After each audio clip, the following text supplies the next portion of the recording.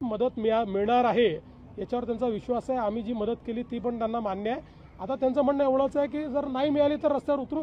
आम्ही उद्धवजीला रस्त्यावर उतरू देणार नाही। मराठवाड्यातल्या शेतकऱ्यांना मदत जाहीर झालेली आहे, ती नेमकी कधीपर्यंत मिळणार आहे? आता तातडीची काही गरज आवश्यक आहे त्या संदर्भात मदत मिळणं सुरू झालेलं आहे। आम्ही आता त्या संदर्भात निधीची जी काही आवश्यकता होती त्याचा पहिला टप्पा ऑलरेडी दिलेला आहे, दुसरा टप्पा देखील तात्काळ आम्ही देतो आहोत। आमचा प्रयत्न आहे दिवाळीपूर्वी जितके जास्तीत जास्त देता येईल तेवढे आम्ही देऊ। कदाचित काही दिवाळीच्या दरम्यान किंवा त्यानंतरही मिळेल, पण जास्तीत जास्त दिवाळीपूर्वी देण्याचा प्रयत्न करू। आज उद्धवजींनी तिकडे हंबरडा मोर्चा काढून बऱ्यापैकी पुन्हा एकदा सरकारवर टीका केली। आमचं लक्ष असेल मदत नाही मिळाली तर आम्ही पुन्हा रस्त्यावर उतरू। चला हे त्यांनी म्हटलं मला मान्य आहे, फार चांगलं आहे, हे विरोधी पक्षाचं काम आहे।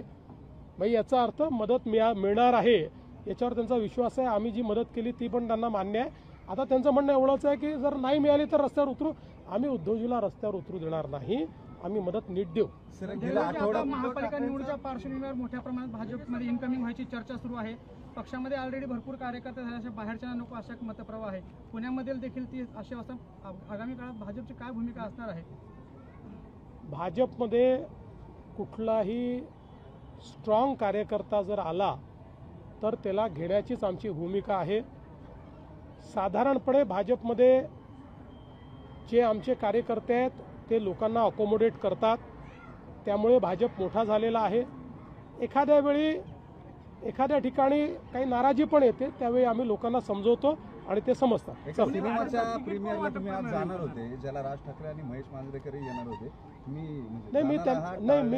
मी त्यांना फोन करून सकाळीच कळवलं होतं, कारण ज्यावेळी 5 वाजताचा कार्यक्रम होता आणि ज्यावेळी सगळी आमची रचना मी बघितली त्यावेळी माझ्या लक्षात आलं की मी काही मुंबईत पोहोचू शकत नाही, त्यामुळे मी सकाळीच त्यांना फोन करून कळवलं। त्यामुळे माझ्याकरता ते वेगळा दाखवणार आहेत। सर, एक शेवटचा घायवळचा प्रश्न, गेले आठवडाभर राज्यात घायवळ प्रकरण गाजतंय। गृहराज्यमंत्री तुमच्या अडचणीत आले, त्याच्यानंतर तुमच्या भेटीगाठी झाल्या, तुमच्या एका मंत्र्याचं नाव येतंय किंवा विधान परिषदेचे अध्यक्ष जे आहेत त्यांच्यावरती आरोप झाले की त्यांच्या सोयीने हे सगळे चालू आहे। व्हिडिओ समोर आले बरेच सगळ्या नेत्यांचे। तुम्ही मुख्यमंत्री म्हणून याच्या संदर्भामध्ये नेमकी काय कमेंट कराल? काही निर्णायक भूमिका घेणार आहात की वादावर पडदा टाकणार आहात? पहिली गोष्ट तर अशी आहे की या प्रकरणाची सुरुवात कुठे होते हे आपण लक्षात घेतलं पाहिजे।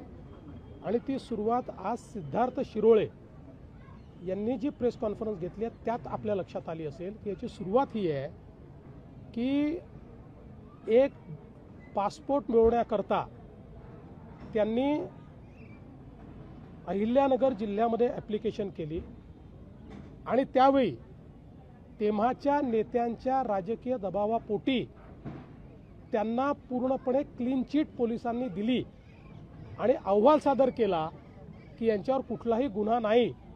ते तिथे राहत नसताना असा अहवाल यायला हवा होता की हा व्यक्ती इथे राहत नाही, ते अहवालात कुठेही मेन्शन केलं नाही आणि त्यामुळे हा पासपोर्ट त्यांना मिळाला आणि ते पळून जाऊ शकले। तेव्हा कोणाचा दबाव होता, निवडणुकीत त्यांनी कोणाचं काम केलं होतं, कोणाचा आशीर्वाद होता, या सगळ्या गोष्टी देखील समोर आल्या पाहिजेत।